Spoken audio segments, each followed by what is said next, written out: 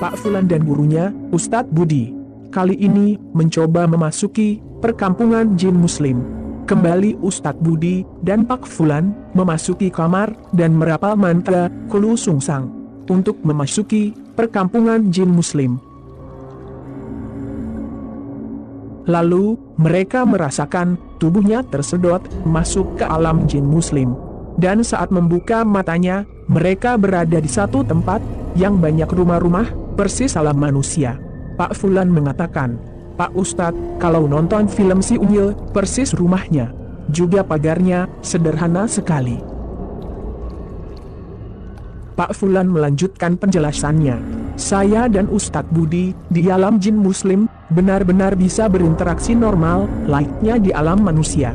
Lalu kami berjalan, mengikuti jalan setapak.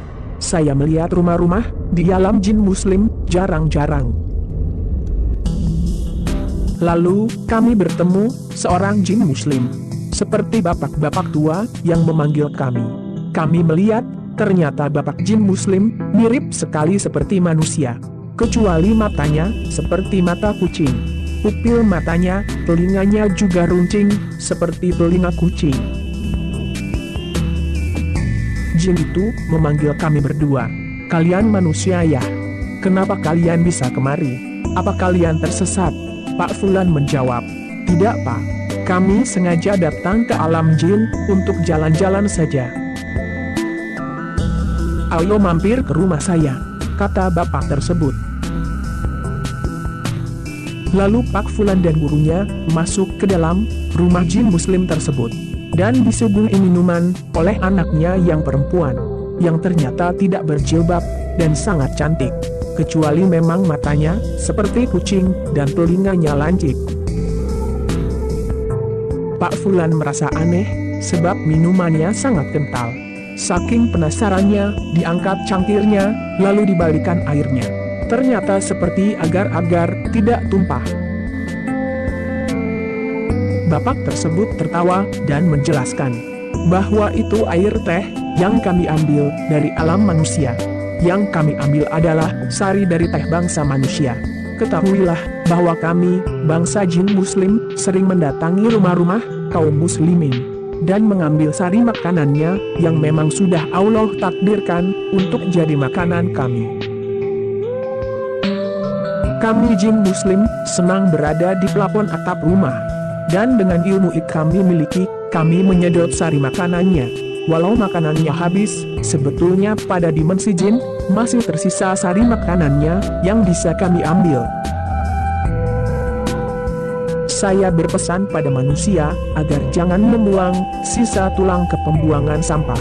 Sebab tulang yang kalian makan, bagi kami di alam jin, masih ada daging segarnya yang bisa kami makan. Buanglah di tanah, agar kami bisa mengambil sarinya. Jika dibuang di kotak sampah, maka akan najis, dan akan diambil oleh jin kafir. Saya berpesan, semua makanan agar ditutup, dan bacakanlah bismillah. Sebab, jika tidak ditutup, dan dibacakan bismillah, maka sari makanannya akan diambil oleh jin kafir. Kami jin muslim hanya mengambil sari makanan yang dibacakan doa dan halal saja." Pak Fulan lalu mengorek informasi lain. "Pak, apakah jin muslim suka membantu manusia?" "Iya, kami suka membantu manusia yang rumahnya sering kami tinggali di plafonnya. Kami sering membangunkan agar sholat malam. Dan saya beritahu satu rahasia, bahwa kami bangsa jin suka masuk ke dalam tubuh kucing. Jin perempuan suka masuk ke dalam tubuh kucing putih perempuan. Jin laki-laki suka masuk ke dalam tubuh kucing jantan. Bahkan kami kadang menolong penghuni rumah dari gangguan jin kafir. Waspadalah bahwa cicak, tikus, itu sering dimasuki dan digunakan bangsa jin kafir untuk mengerjakan sihir. Bunuhlah jika ada cicak dan tikus di rumah." "Apakah kalangan jin muslim juga suka berjihad?" "Ya, kami kadang berperang melawan jin kafir. Bahkan sering membantu manusia berjihad di jalan Allah." Pak Fulan berkata, ada banyak wilayah jin kafir yang memperbudak manusia. Kenapa tidak diserang jin muslim? Jin itu mengatakan, tidak semudah itu.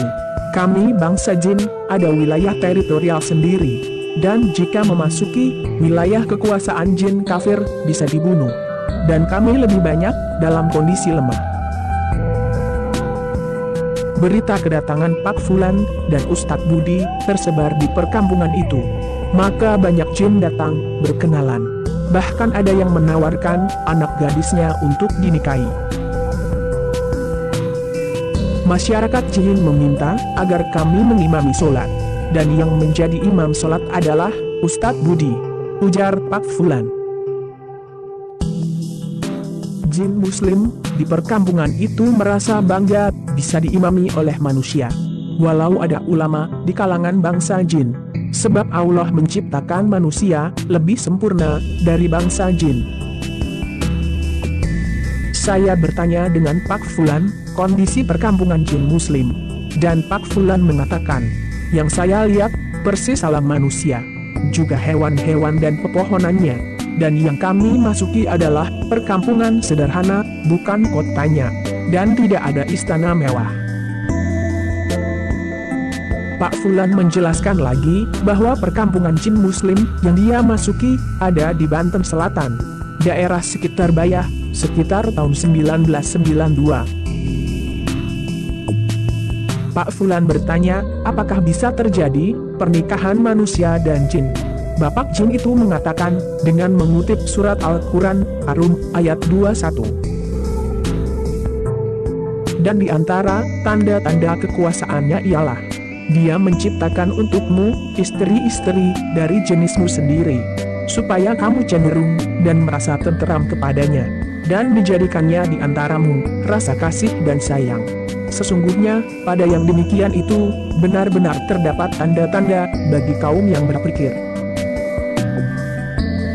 Bapak jin itu menjelaskan kembali bahwa jin muslim tidak mungkin akan menikah dengan manusia. Sebab tunduk pada perintah Allah harus menikah dengan jenis sendiri. Namun, tetap bisa terjadi hubungan seks antar manusia dan jin.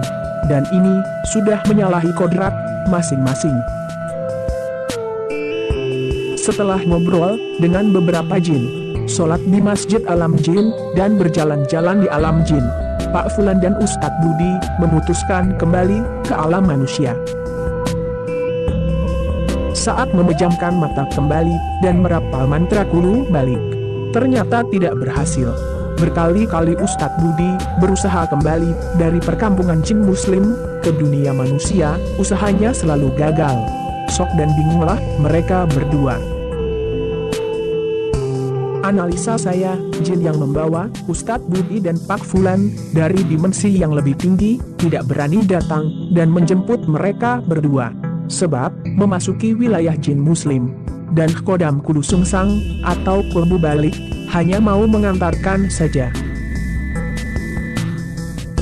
Lalu Ustadz Budi duduk bersila dan memanggil gurunya. Pak Fulan mendengar bisik-bisik Ustadz Budi memanggil gurunya untuk meminta bantuan. Lalu, setelah beberapa lama berusaha, tiba-tiba mereka berdua tersedot ke alam manusia di dalam ruangan khusus semula. Gurunya Ustadz Budi ternyata menyadari bahwa anak muridnya terjebak di alam jin. Lalu dengan perjalanan jauh masuk ke dalam rumah dan ke ruangan tempat Pak Fulan dan Ustadz Budi masuk alam jin dan menarik kedua muridnya sembari marah-marah. Kenapa kalian memasuki wilayah jin muslim? Sebab akan sulit kembali. Karena jin muslim itu banyak zikir dan baca Quran. Untung saja bisa kembali. Atau akan selamanya terjebak di alam jin. Pak Fulan mengisahkan, ternyata mereka berdua sudah 3 hari meninggalkan alam manusia. Padahal di alam jin, cuma beberapa jam saja, sekitar 3 jam. Pak Fulan dan Ustadz Budi merasa sangat haus dan lapar. Juga badan mereka sangat lemah. Dan cukup membuat kapok masuk alam jin lagi. Setelah menghela nafas agak panjang, Pak Fulan mengatakan pada saya, bahwa Tangkupan Perahu ada kerajaan jin. Sungai Kapuas Kaltim ada kerajaan jin Gajah Putih. Pantai Pangandaran, Danau Puncak, ada Telaga Warna, ada kerajaan kuno jin. Jika di laut, ada di atas air, kerajaan jinnya. Pak Fulan mengisahkan bahwa masa mudanya dulu sering mencari harta karun dan benda pusaka. Dengan metode kolokasi yang diyakini ada harta karunnya atau benda keramatnya. Dengan metode bentangan kain putih. Lalu di atasnya ada hiyo yang diolesi minyak, wangi balsawa, disertai mantra tertentu. Mulailah menarik benda goib atau harta karun. Yang menurut Pak Fulan, harus bertarung dulu dengan bangsa jin yang menjaga, atau menyogok bangsa jin dengan hiyo, menyan, atau apel jin. Khusus harta karun, Pak Fulan banyak ditipu jin yang memberikan batangan emas. Ternyata cuma kuningan. Adapun benda pusaka, benar didapatkan, seperti keris dan semacamnya, dengan metode yang sama. Ada titik balik pertobatan Pak Fulan dari dunia mistis, yaitu pada saat istrinya kena sihir dari temannya sendiri yang menyukai istrinya. Semua kesaktian yang dimiliki Pak Fulan tidak mampu mengobati istrinya yang sering marah-marah, memukul, bahkan bersikap benci dan ganas pada Pak Fulan. Lalu Pak Fulan belajar ilmu ruqyah dari saya dan Nurdin Al-Indonesi melalui internet sekitar 5 tahun lalu, dan mencoba mengobati istrinya dengan bermodalkan bacaan Al-Quran dan doa-doa Rasulullah.